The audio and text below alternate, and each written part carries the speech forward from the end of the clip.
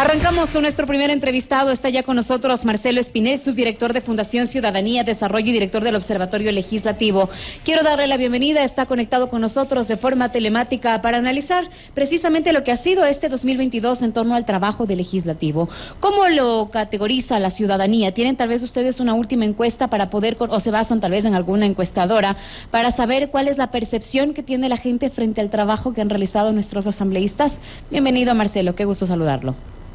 Carla, muy buenas tardes. Para mí es un gusto poder estar esta tarde junto a ti. Un cordial y atento saludo a la audiencia de Sonorama.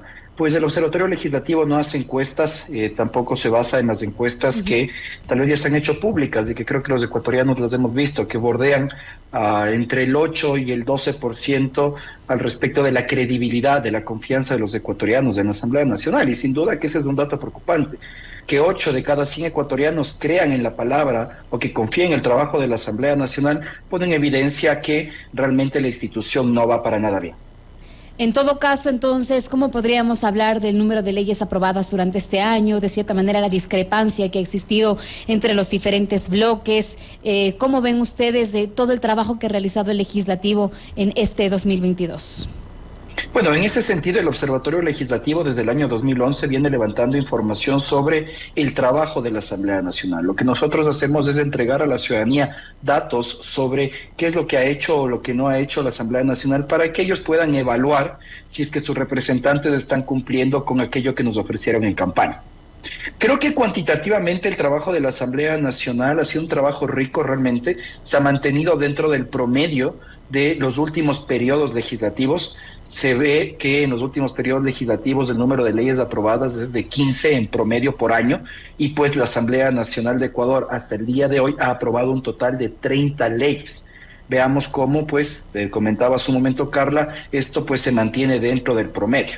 Tal vez debemos identificar que cualitativamente una de las deudas sobre las leyes aprobadas que tiene la Asamblea Nacional es que solo la mitad de ellas se ajustan a la agenda parlamentaria, a la agenda de trabajo que fue presentada en su momento por Guadalupe Llori y ahora por Virgilio Saquicela. Entonces podemos poner sobre la mesa el hecho de que la Asamblea Nacional no está cumpliendo adecuadamente con aquello que había programado y sigue de una u otra manera trabajando de acuerdo a la coyuntura que existe en el país. ¿A qué se le está dando prioridad, por ejemplo, en este 2022, si hacemos un balance? ¿Es la aprobación de leyes, juicios políticos también? De cierta manera, también han dejado mucho trabajo en parte de las comisiones, pero hay leyes que no avanzan. Sí, bueno, en ese sentido creo yo que es importante destacar que el número de leyes aprobadas es alto, sin embargo existe también una deuda sobre la gran cantidad de informes para segundo debate que existen y que la Asamblea Nacional únicamente debería someter a votación. Existen más de 60 informes para segundo debate, es decir, 60 leyes que solo requieren la votación del legislativo para que estas leyes entren en vigencia. Y precisamente hay leyes que son sin duda requerimiento de la ciudadanía y que desafortunadamente no han sido tratadas. Por ejemplo, el proyecto de ley que regula las pensiones vitalicias de presidentes y vicepresidentes, la ley de sociedad civil, las reformas a la ley de minería o incluso las reformas al Código de la Niñez y Adolescencia que fueron presentadas en el año 2010. Entonces podemos ver que existen una gran cantidad de cuerpos normativos que ya están listos para debate, que durante muchísimos años han estado represados en la Asamblea Nacional, pero que desafortunadamente no es sometido a votación por parte del presidente de la Asamblea Nacional estas temáticas. Y ahí tal vez, Carla, podemos hacer un análisis cualitativo y refiere a que no existe una coyuntura adecuada, me refiero a los votos dentro de la Asamblea Nacional para que se pueda dar un tratamiento de esto. Recordemos que dentro del actual periodo legislativo se han dado cambios en la conformación de la Asamblea Nacional, existe una clara oposición frente al Ejecutivo, pero también existen mayorías móviles al respecto de obtener una mayoría calificada, es decir, más de 92 votos dentro de la Asamblea Nacional. Esto yo creo que ha sido algo que ha influido en el debate de los proyectos de ley. Ahora bien, al respecto de fiscalización, a pesar de que existen más de 15 solicitudes de juicio político, 17 para ser exactos, apenas 4 pudieron ser tratadas por el Pleno de la Asamblea Nacional. Y lo que se pone en evidencia es que las últimas reformas a la Ley Orgánica de la Función Legislativa, que trataban de dar mayor celeridad a los juicios políticos, desafortunadamente terminaron surtiendo un efecto contrario. Una muestra de esto es que, por ejemplo, se está trabajando en el informe al respecto del juicio político en contra de la ex ministra de Salud, Jimena Garzón, ministra que ya dejó de ocupar el cargo en julio de este año. Veamos cómo la Asamblea Nacional nuevamente está llegando tarde a los procesos de fiscalización y que en la misma línea, pues, lo que está sucediendo es que no existe este principio de oportunidad política para que, por ejemplo, la Asamblea Nacional pueda tratar los juicios políticos de manera simultánea. ¿Cómo poder tener una percepción del trabajo de la Asamblea Nacional también con este cambio de autoridades que han venido teniendo, con el problema que hubo entonces en torno a Guadalupe Llori, ahora la llegada de Virgilio Saquicela y todas las nuevas autoridades que comprenden el CAL? Bueno, el problema que también hemos visto, Carla, y creo que lo señala muy bien usted, es la intromisión de otra función del Estado en las decisiones políticas de la Asamblea Nacional. Pero también el uso precisamente de acciones jurisdiccionales, de acciones de protección, por ejemplo, por parte de asambleístas para tratar de deslegitimar las decisiones políticas que toma la Asamblea Nacional. Y el primer caso que vimos de esto fue precisamente el de Guadalupe Llori, que viéndose ya destituida, pues acude a la justicia para que a través de acciones de protección se invaliden estas decisiones políticas. Lo mismo estamos viendo con los consejeros de Participación Ciudadana y Control Social.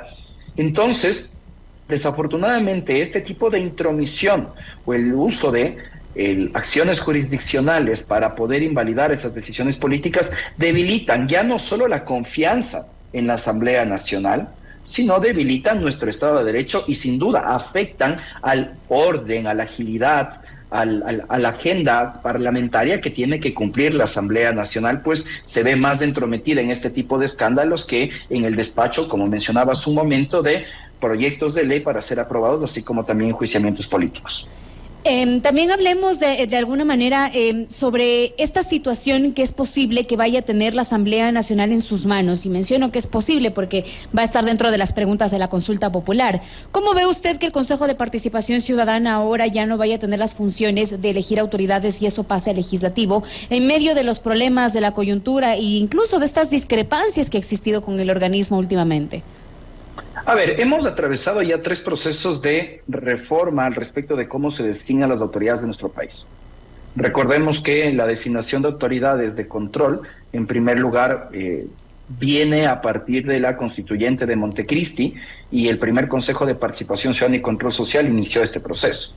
Y lo que se dijo en ese momento es que la designación de los consejeros respondió a presiones del gobierno de turno, en ese momento Rafael Correa, y lo que se hizo fue designar a los amigos del oficialismo.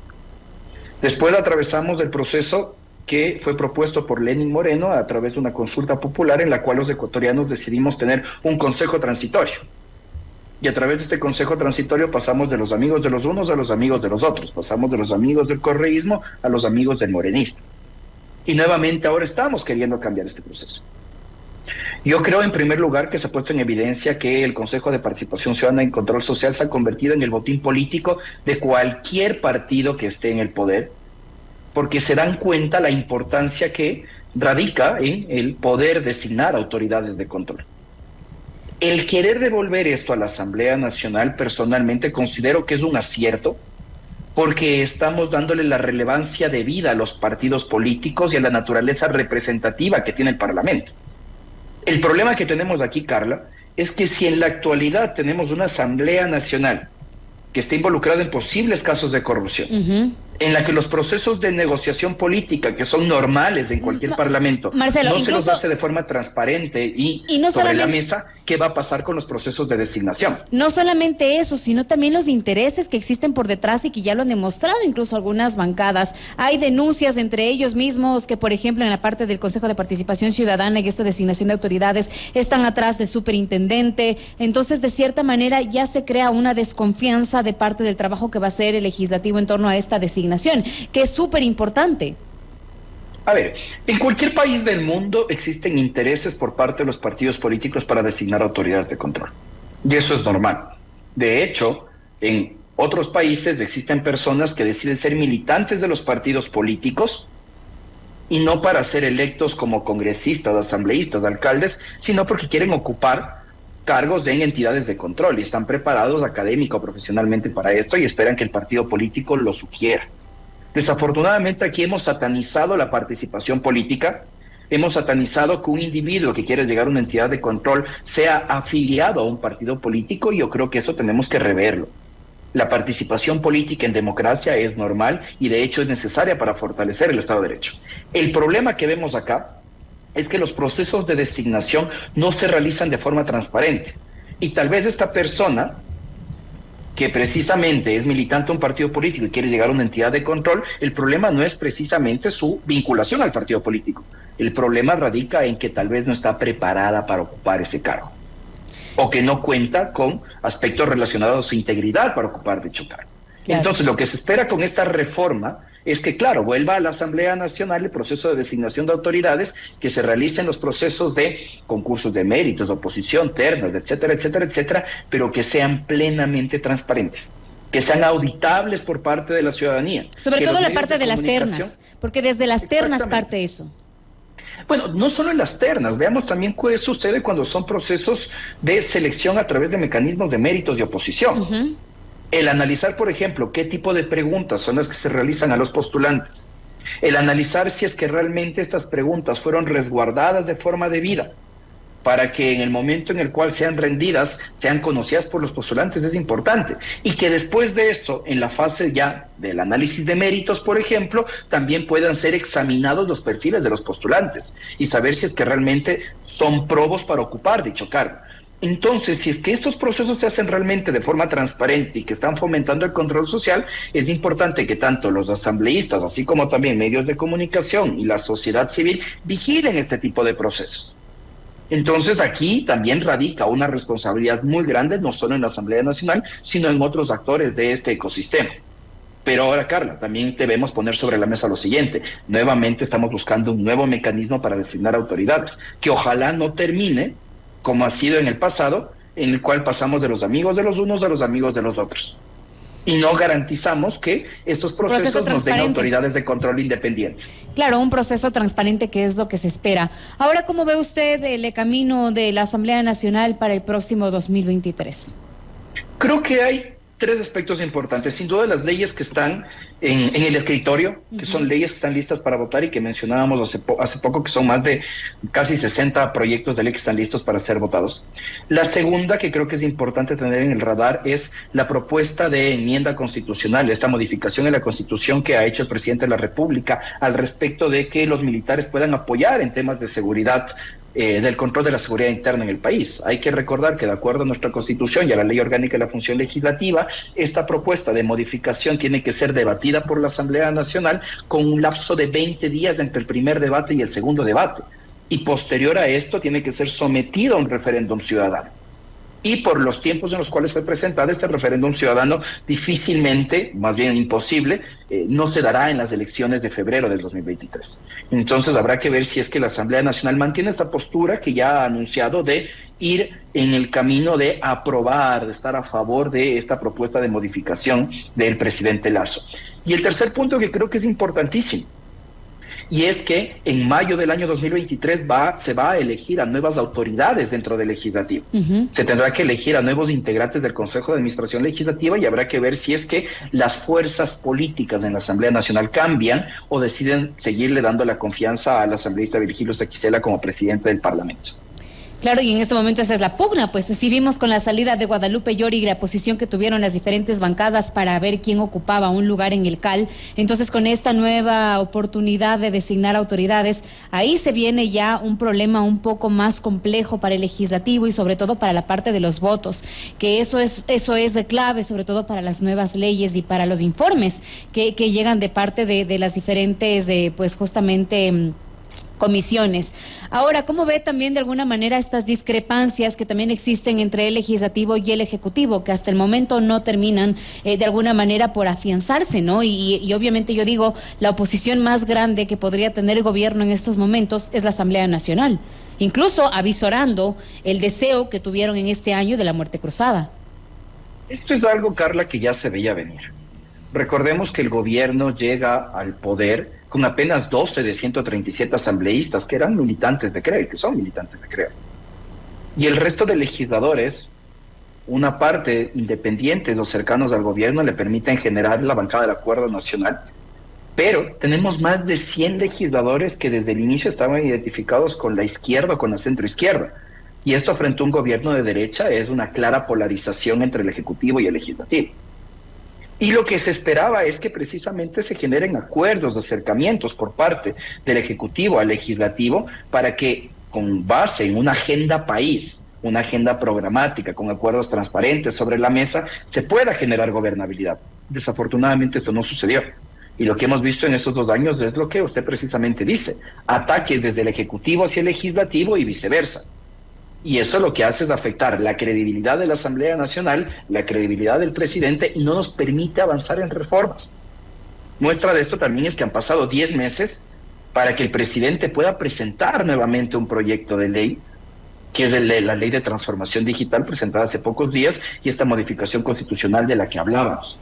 Ahora, en los siguientes 2 años el Ejecutivo tiene una oportunidad, creo yo, y es que precisamente de cara a la elección de nuevas autoridades de la Asamblea Nacional, el Ejecutivo podría tratar de interceder para que se puedan dar un nuevo movimiento de fuerzas políticas a través de una agenda común, una agenda país, dejando de lado posiciones tal vez ideológicas de cada organización política y que los siguientes 2 años pueda existir una relativa calma en la administración del Estado.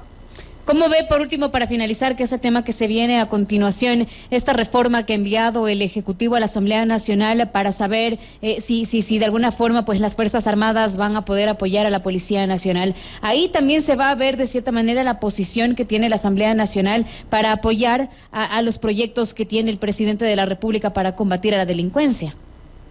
Sí, como lo comenté hace un instante, Carla, yo creo que ya las organizaciones políticas han manifestado estar de acuerdo con esta propuesta del presidente de la República. Incluso la oposición, que es la bancada de UNES, ha señalado que es importante esta vinculación de las Fuerzas Armadas dentro del control de la seguridad interna. Y al existir ya un dictamen de la Corte Constitucional en el que se señala que no existiría una violación expresa de la norma constitucional ni que se estaría afectando a derechos humanos, yo creo que la Asamblea Nacional tiene patente suficiente para poder aprobar esta modificación.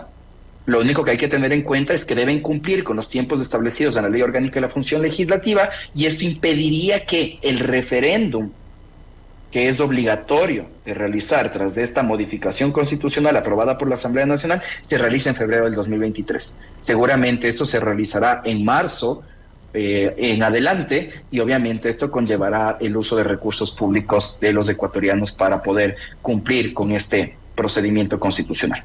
Perfecto, quiero agradecerle muchísimo a Marcelo Espinel, el subdirector justamente de la Fundación, para poder conocer cómo avanza el trabajo del Legislativo, subdirector de la Fundación Ciudadanía y Desarrollo y también director del Observatorio Legislativo.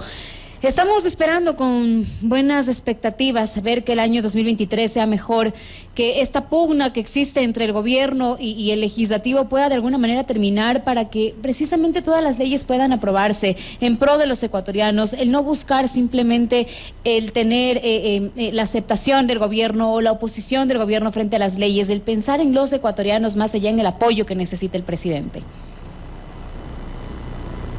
Así es, Carla. Esperemos realmente que durante los siguientes 2 años, durante el siguiente año, pues la situación pueda mejorar esta relación entre el Ejecutivo y el Legislativo y se puedan avanzar en este tipo de reformas. Creo que los ecuatorianos no queremos conflictos. Sin duda. El conflicto creo que queda para los políticos y los ciudadanos. Lo que queremos es que las instituciones respondan precisamente a nuestras necesidades e intereses. Caso contrario, la credibilidad tanto del Ejecutivo como el Legislativo se verá disminuida cada día más.